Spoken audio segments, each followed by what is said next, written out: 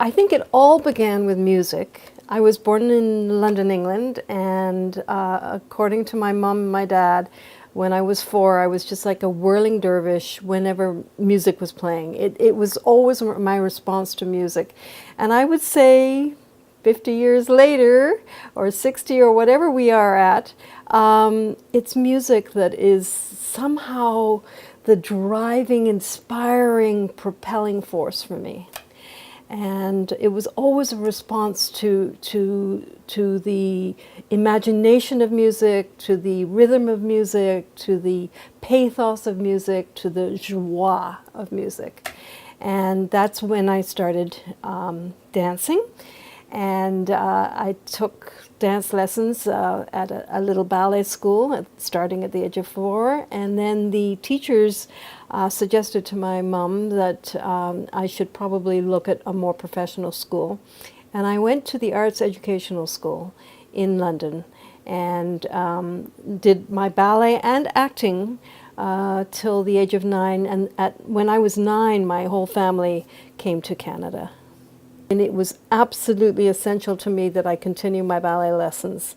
And I began actually at Boris Volkoff. I was there for a month or 2 or 3, and then moved to Betty Oliphant's studio on Sherbourne Street. And from there, I remember Miss Oliphant saying, when I did a little audition for her, I remember her saying, "Oh, Miss Franca's going to be really interested in you." And I pictured Miss Franca as some little old lady with white bouncy curls. And when I in fact met Miss Franca, actually it was for my first ballet exam, my first Cicchetti ballet exam. There was this elegant, beautiful, soignée woman who just basically changed my life. Both of those women were dominant forces in young ballet dancers' lives in Toronto. And they set standards of style and taste and discipline that permeated all of us who went up through that training have carried all those principles throughout our lives, throughout our careers. And it's inestimable what it is that force and belief and vision of an art form, and how to get into the essence of it and become a product of it, that is really attributable in my case and in many of our cases who were at the National Ballet School and then into the company, of these two extraordinary, visionary pioneers, really.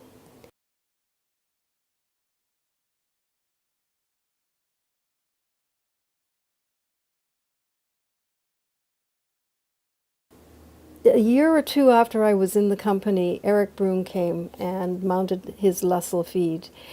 And there was this instant connection between us that lasted entirely through all the stages of his interaction with the National Ballet of Canada, including, of course, when he became the artistic director, and then his untimely death in, I think it's 1985. And Eric, for me, was an extraordinary inspirational force because he knew how to bring out of you ideas, dance essences that you couldn't even begin to imagine. And it was partly because he could imbue you with a sense of what grand pas de deux, or the quick movements, or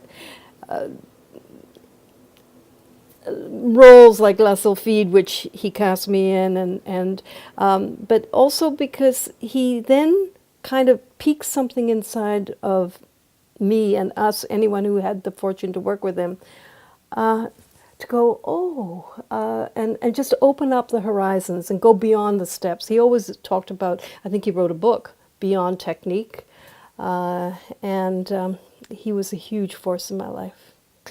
You can probably count on maybe both hands over 25 years, performances that just stand out as having a magic, having something that's indescribable and indefinable. There's one or two Giselles that I did at the Met with Rudolph, which just seemed as if a magic wand had been waved over it from the moment that first note of music came out, and from the moment I first set eyes on Albrecht. Or it was a perfect melding of the technique, the steps, the incredibly beautiful music, the poignancy of the betrayal and the story, and then coming back into the ethereal willies. And the magic about that performance was what happened between us, Rudolph and myself, what happened physically and emotionally, that perfect marriage that you strive for so, endless, countless hours. And also that sense of an audience who was completely enwrapped and part of the whole. And actually, I must say that what I learned from Rudolph was about, again, the generosity of a performance. I think that it's very easy to get caught up in what you're trying to achieve, to please people around you within the dance. And it was he who instructed me and showed me that, in fact, we were giving, and that we were changing that axis that goes horizontally, and we were turning it around so that it was a direct contact with an audience out there, that every one of those people in the audience felt that we were dancing for them, and we were receiving their energy. And those performances, again, you remember almost the date and when they were, and they're magical. So there was that Giselle. There was my first Onegin with Raymond Smith, which I had waited a year and a half with my injury to dance, and it had been so catastrophic for me when I was injured and couldn't dance it when it first came to the company.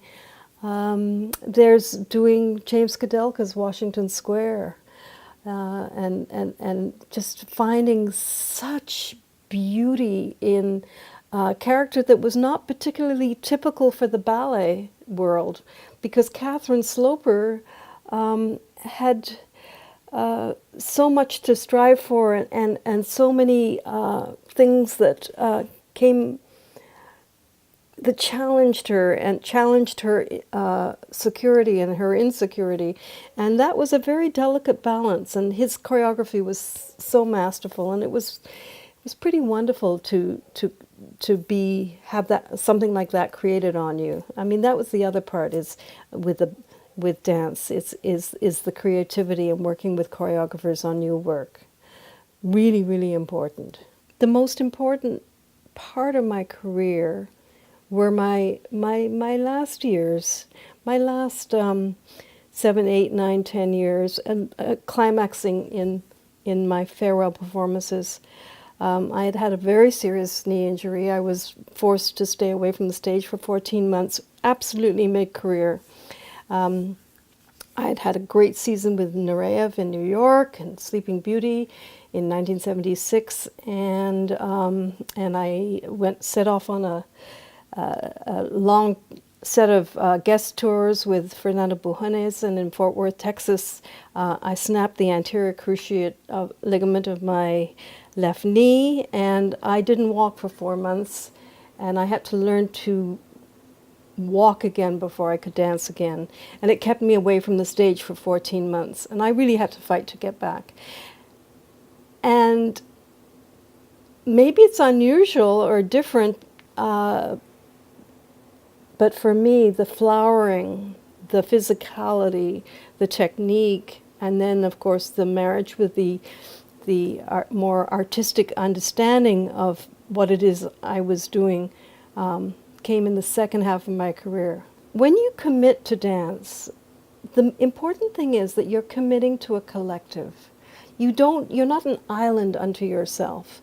The important thing is that you take your ballet class, those first classes that you do in a group, and then you go through the stages of training in a school, always with people around you who are individually but also collectively committing to a very strong force.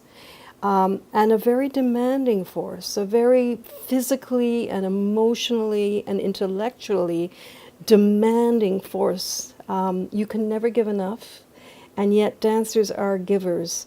So, yes, I like to talk about myself a little bit, but and I've had a glorious career in the dance, and I call that, by the way, phase one of my dance career. I have phase two.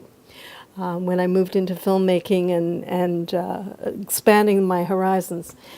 But I also want to talk about something that all dancers have in common, and that is honesty and generosity and bravery and courage. You cannot tackle a single day without harnessing all of those values, and this is something that we all share. Dancers are given and work for and achieve such a set of skill sets that they can move into anything that stems out of their first career. And I had skill sets of discipline and taste and style and the ability to work, and to believe in what I was doing. And but really, for me, it was a revelation when I left the ballet stage that I actually could be an idea person, that I could actually expand my horizons, that I could actually continue to explore artistry through dance by dancing a life. A life, very important, is curiosity, being wanting to know how things worked, and then also being a student, because throughout your career as a dancer, for me it was in the ballet, throughout your career you're always learning. You start every single day of your life at the bar the way you do with your first class and your very last class, which could be 40 years, 50 years later. It's always the same. It's first position at the bar, pliés. And the premise under that is you're a student. There is still so much to learn. So that when you move, and when I moved and explored what it was that I could continue to work at as an artist, I was always ready to learn and always ready to say, I don't know enough, I'm a student. The important thing is, once a dancer, always a dancer. I was so hemmed in my ballet career. It's when I blossomed out of it that I understood, oh, I'm creative. I have ideas, and I know how to execute those ideas because I believe in collaboration. I've done a lot of thinking lately about sort of the different phases and how dance has permeated my life.